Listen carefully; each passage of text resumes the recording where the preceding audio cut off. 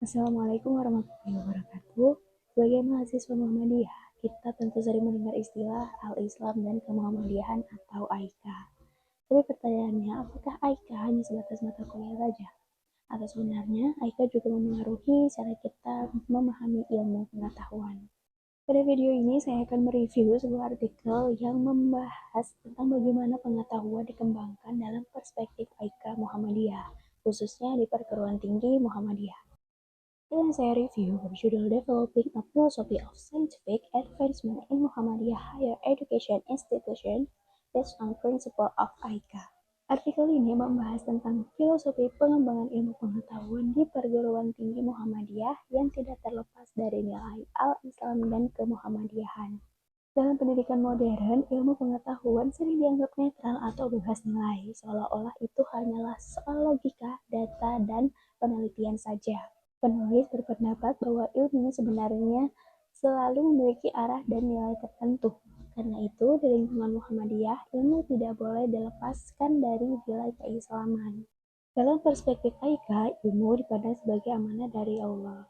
Artinya, ilmu bukan sekadar alat untuk mencari pekerjaan atau prestasi pribadi, tetapi juga sebagai bentuk ibadah dan tanggung jawab sosial.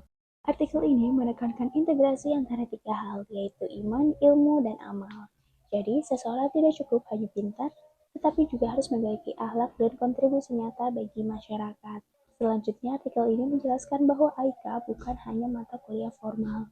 AIKA berfungsi sebagai landasan epistemologis atau dasar cara berpikir dalam mengembangkan ilmu. Nilai-nilai AIKA harus masuk ke dalam proses pembelajaran, penelitian, hingga pengabdian masyarakat.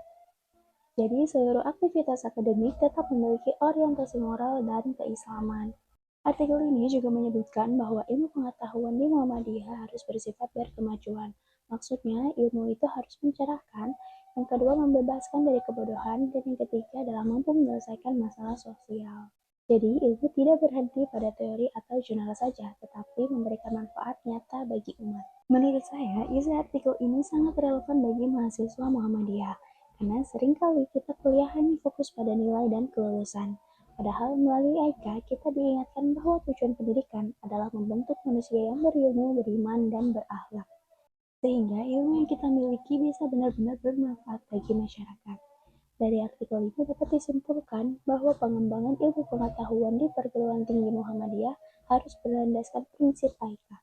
Ilmu dan nilai agama tidak boleh dipisahkan. Karena tanpa nilai, ilmu bisa kehilangan arah.